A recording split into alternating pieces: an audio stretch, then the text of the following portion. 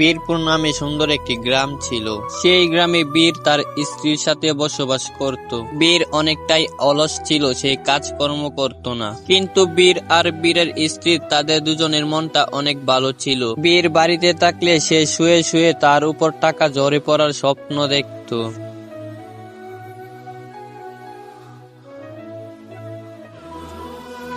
একদিন বীরের স্ত্রী এসে তাকে ডাক দিল।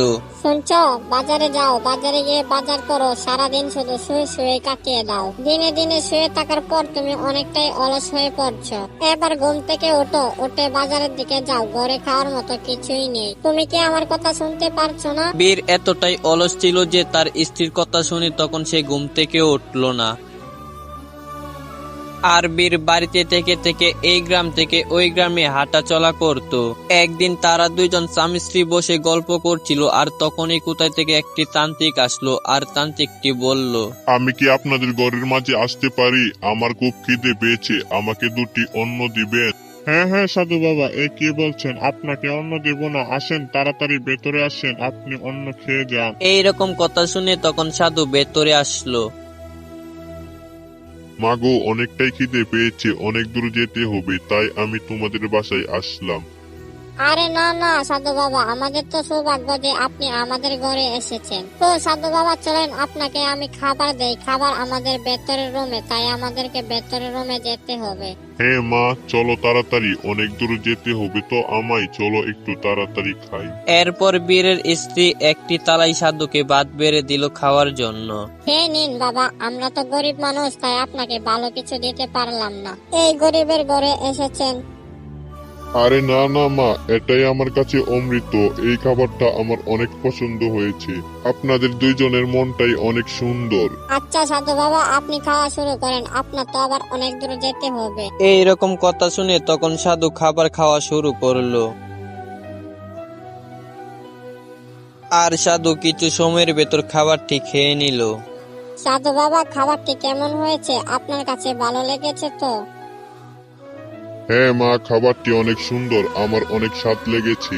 আচ্ছা, তোরা দুজনের প্রতি আমি অনেকটাই খুশি হয়েছি, তোদেরকে আমি একটি বর দিয়ে দিতে চাই। এখন তোরা দুইজন ভেবে নে তোদের কি বর লাগবে, তোরা যে বরের কথা বলবে আমি সেই বরই দিয়ে যাব তোদের।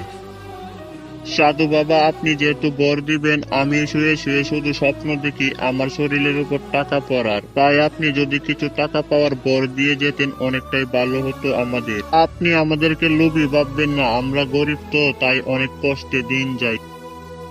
এই নে, এই জুড়িটা আমি তোদেরকে দিলাম, তোদের প্রয়োজন মতো প্রতিদিনের টাকা এই জুড়ির কাছ থেকে চেয়ে নিবি। কিন্তু একটি কথা মনে রাখবে, এই জুড়ির কাছ থেকে তোদের প্রয়োজনের বেশি টাকা চাস না।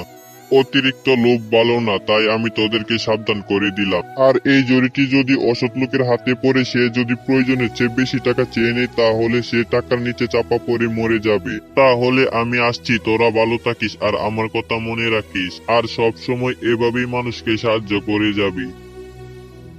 হ্যাঁ তান্ত্রিক বাবা, অবশ্যই আমাদের যতটুকু সামর্থ্য আছে ততটুকু আমরা মানুষকে সাহায্য করে যাব। তান্ত্রিক বাবা, আপনাকে অনেক ধন্যবাদ আমাদেরকে এই জুড়িটা দেওয়ার জন্য। এইরকম কথা শুনে তখন তান্ত্রিক মশাই সেখান থেকে চলে গেল। আর পরের দিন সকালে সেই জুড়ি থেকে তারা টাকা বের করতে লাগলো। কি হলো, এভাবে জুরির দিকে তাকিয়ে আছো কেন? জুরিকে বলো টাকা দিতে, দেখি কতটা সত্য আর কতটা মিথ্যা। আরে হ্যাঁ হ্যাঁ চাচ্ছি, এতটা তাড়াহুড়া করছো কেন?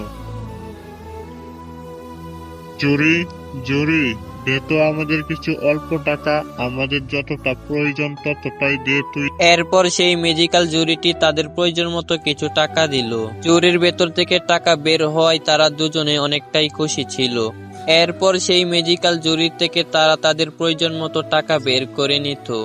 কিন্তু একদিন তারা তাদের প্রয়োজন মতোই টাকা বের করছিল, কিন্তু ঘটে গেল আজব এক ঘটনা। তারা জুরির কাছে টাকা চাইতেই জানলা দিয়ে একটি চোর এসে সব ঘটনা দেখে নিল। চোর নিজের চোখে দেখে নিল ম্যাজিক্যাল জুরি তাদেরকে টাকা দিচ্ছে।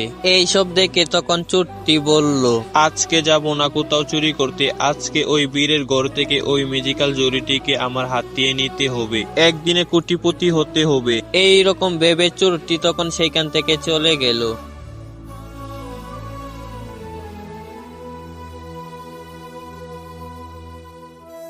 আর রাত হওয়ার পর তারা দুইজনেই ঘুমিয়ে পড়েছিল।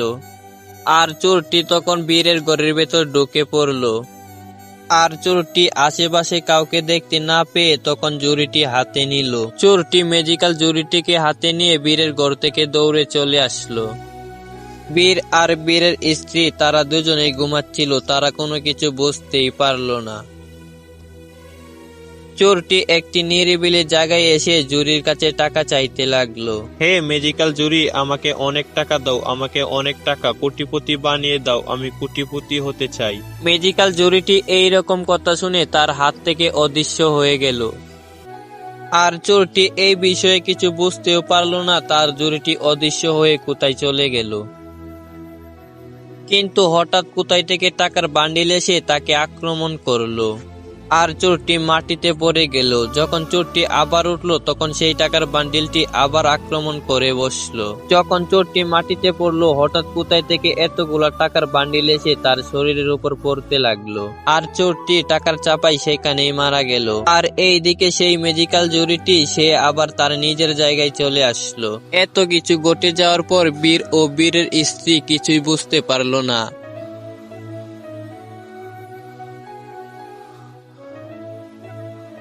সকালবেলায় বীর ও বীরের স্ত্রী সেই ঝুড়ির কাছ থেকে টাকা বের করে নিল। সেই ম্যাজিক্যাল ঝুড়ির টাকা দিয়ে বীর ও বীরের স্ত্রী অনেক সুখে শান্তিতে বসবাস করতে লাগলো। আর সেই লোভী চোর যে কিনা একদিনে কোটিপতি হতে চেয়েছিল, সেই চোরটি তার লোভের শাস্তি পেয়ে গেল।